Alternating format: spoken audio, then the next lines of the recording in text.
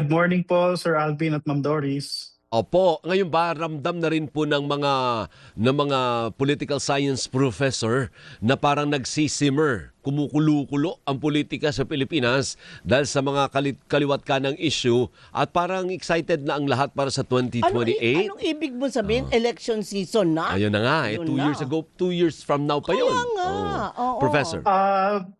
Itong mga panahon na to, parang inagaantay na lang tayo ng ilang buwan kasi next year, filing na ng Certificate of Candidacy. Tapos kung titingnan nyo, marami na mga survey ang naglalabasan at nagpapakita kung sino yung mga pwedeng manalo sa darating na presidential election. So parang ito yung tinatawag na eve of the big day. So again, next year yung filing, pero ngayon pa lang nakikita na natin yung mga political alignments ng mga political parties, mga political forces. So parang kumbaga nagsisimula ng kumulo-kulo. Hindi pa naman doon May simoy na. hindi pa naman doon sa boiling point, pero nagsisimmer na, Professor. Yan na, oo. Yeah.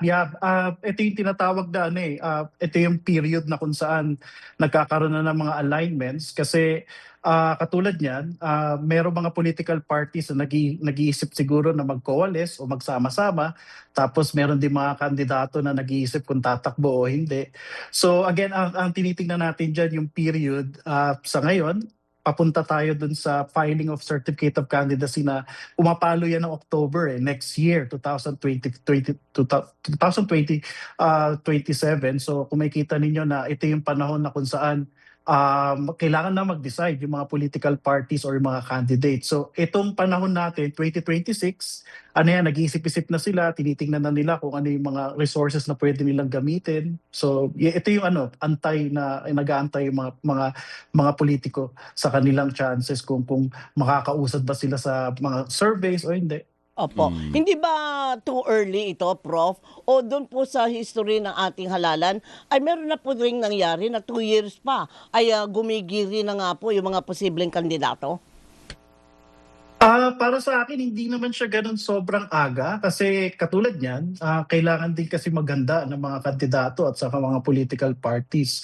Ito yung mga panahon kasi na bumababa rin yung mga kandidato, yung mga partido dun sa kanilang mga constituents, yung kanilang mga electoral supporters para makiramdam, makakalap din ng impormasyon para sa pagbuo ng kanilang plataforma. So again, ito yung preparation, ito yung panahon na nagpe-prepare sila tapos mag-uusap-usap sila next year. Tapos mapa-finalize siya mga around August or September. Tapos ang filing is October. So yun yung parang naging calendar natin. Now let's go to some specific cases. Ano po? Bakit sa palagay ninyo naging abot kamay na ng ilang kandidato si Vice President Sara Duterte? Nung una kasi, ang layo Talagang Sara, no? Vice President Sara Oo. Duterte, ang layo Parang Dati, ang laki. ang laki partner, Oo. double digit yung lamang. Ngayon, napantay na si Tulfo at si former Vice President Leni Robredo, dikit na rin. Anong nangyari, Professor? So maraming factor tayo pwede ma-identify. So pwedeng sabihin natin na sa papalapit na, yun nga, yung papalapit na filing of candidacy, tapos papalapit na rin yung presidential elections, may mga tao na nag-iisip na rin kung kung sino yung susuportahan nila o hindi. Yun yung number one. Tapos yung number two, makita rin natin na may mga political issues na nag-i-emerge. So number one dyan yung impeachment. Tapos yun nga yung pinakamalaki rin na issue ngayon, yung ICC case. So ang involved dyan, syempre, yung Vice President natin na si Sara Duterte, na yung tatay niya rin involved sa ICC case. So maaaring naapektuhan yung kanyang popularity, naapektuhan yung kanyang kasikatan sa ating mga botante. So malaking bagay din kasi yung pag-handle ng impeachment, hearing sa House.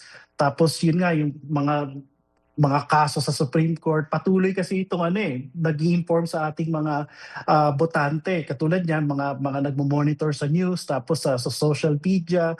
Tapos may kita rin natin dito na sa mga discussion na ito, isa pang pwede ko i-highlight dito, yung absence din kasi ng ating Vice Presidente sa mga discussions na ito. So kumpara last year, kung makita nyo, merong impeachment din last year, di ba? Tapos may ICC rin last year. Itong panahon na kasi rito, ang kaibahan kasi last year nandoon siya sa discussion, talaga tawag dito, bardagulan siya nun. Oo. Ngayon hindi eh. Iniiwasan niya. So sa tingin ko naka-apekto talaga ito sa kanya. So Alright. from a strategic sige. point of view, parang mali din yung diskarte niya na tumahimik at wag sagutin yung mga ibinabato sa kanyang akusasyon in hindsight. Kasi nakita na natin yung resulta ng survey ngayon, parang mali ang diskarte niya. Yeah, ako gusto ko i-highlight dito, Sir Alvin, ang isa pang pagkakaiba rin kasi kumpara last year, ngayon kasi meron ng documentary evidence eh. Mahirap itong i-deny, mahirap itong i-counter. So, alam mo to, sana man lang gumawa sila ng effort na harapin nila yung nag-aakusa sa kanila o kaya questionin nila yung mga documents. Kaso yun nga sa mga nakaraang committee hearings, again, makita nyo na ang daming mga tao nakasubaybay dito, iba't ibang mga media networks na naka-cover dito. Tapos nakikita natin na wala ang ating vice presidente dito o kanyang mga lawyers. So nagpe-press con sila pero nagre-respond lang sila after the fact, after na nagkaroon ng balita ng mga saulubin o mga insights. So parang ang nakita ko dito is naging responsive lang sila, parang naging passive actor. Oo, parang nagre-react lang ng nagre-react. Pero Prof, bukod po dyan sa mga factors na na-enumerate ninyo, yun po bang meron din kayang, pwede bang ipaliwanag ninyo? Kung ano po yung ibig sabihin, kasi may nagsasabi partner, kasi maaga siya nagdeklara eh. Kasi ganito, parang lagi daw nangyayari, pag ikaw ay maaga nagdeklara, medyo delikading-ding ka. Kasi Kagaya ni Nanino, Oo. Binay, Yun, di ba? Villar, maagang Bakit nag-declare. nagkakaganon, Prof? Ako, may iba akong dito, Ma'am Doris, meron ako ibang theory dito. So, feeling ko yung pag-announce niya ng maaga, na-advisean siya na gamitin itong tactic para i-counter yung, again, napipintong impeachment o yun nga, yung bagong impeachment na final sa kanya. Dahil madaling sabihin kasi na kung ano man yung i-criticize sa kanya, madaling sabihin na pinopolitika lang siya. So, nag-backfire ito, para sa akin, nag-backfire ito in the sense na meron bagong mga ebidensya naglabasan, meron mga witness na naglabasan, again, documentary evidence. Mahirap kasi sabihin na pinopolitika ka lang kung merong ganitong klaseng, yung quality ng ebidensya laban sa'yo. Tapos may kita natin na may naglabas ng Supreme Court decision na kung saan ito ang bagong alitutunin na susundin ng House of Representatives. Sinunod ito ng House of Representatives, naging maingat sila. Kumbaga hindi nila pinalabas na nag-overstep sila or may excessive power na nagamit. So again, ang masasabi ko dito parang nagkaroon ng miscalculation yung pag-announce niya ng maaga. Tapos may kita natin na ito rin siguro yung pangatlong factor na masasabi natin kung bakit humihina yung kanyang support sa nakaraang survey na nilabas ng Pulse Asia. Anong nakikita nyo, Professor, moving forward or in 2 years' time? Is it going to be a one-on-one presidential fight or three-cornered fight? O saan ba mas magiging llamado o dehado si Vice President Sara? In a two-cornered fight o in a three-cornered fight? So again, Sir Alvin, maaaring ma-highlight natin dito yung napipintong impeachment trial. So again, inaantay na lang natin na ma-convene ito, so magbobotohan ng House. So sa tingin ko magiging malaking factor to sa kanyang chances din sa pagtakbo sa 2028. So meron din kasi mga pangalan na kasama sa survey na involved sa impeachment. So for example, si Senator Raffy Tulfo. So titingnan din ng mga tao kung ano magiging role niya dun sa impeachment trial. So yung si Mayor Leni Robredo, kung makita ninyo, ka-announce niya lang, kapapublicize niya lang yung kanyang saulubin na hindi siya tatakbo. So titingnan din natin kung magkakaroon ito ng effect sa susunod pang survey cycle na gagawin ng Pulse Asia. Go, partner. Meron pang isang tanong. Sorry. Nagbe-breakfast siya, Professor, kumakain pandesal ang lola mo. Kasi bumababa ang Kasi ang sarap sugar ng ko. usapan eh.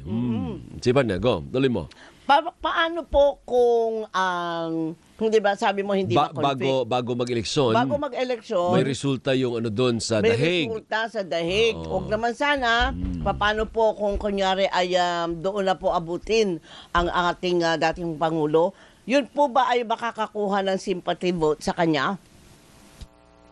Again, titignan natin dyan kung paano po magre-react yung Duterte bloc. So again, kanina pinag-usapan lang po natin dito si VP Sara.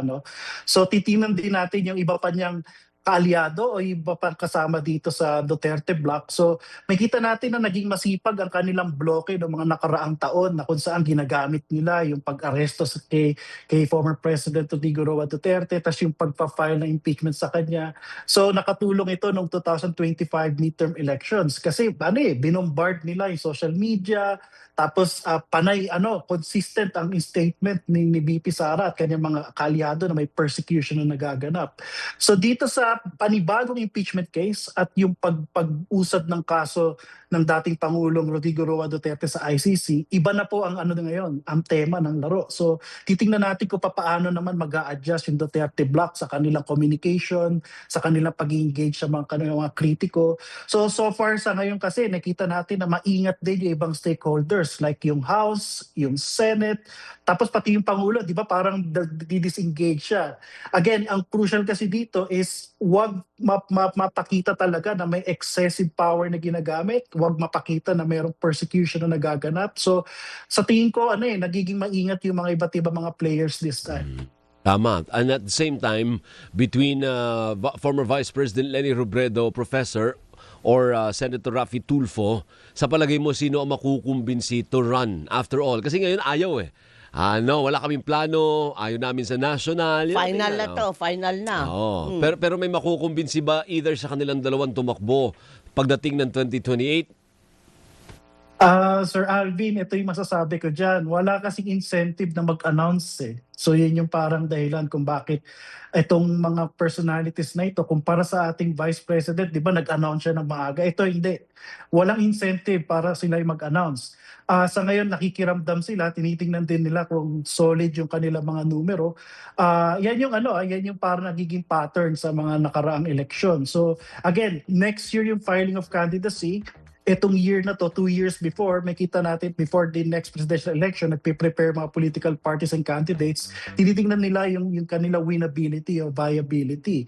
So kaya sa tingin ko, parang ito yung reason kung bakit hindi nag-a-announce o hindi sila ganun ka-confident na sabihin na tatakbo sila.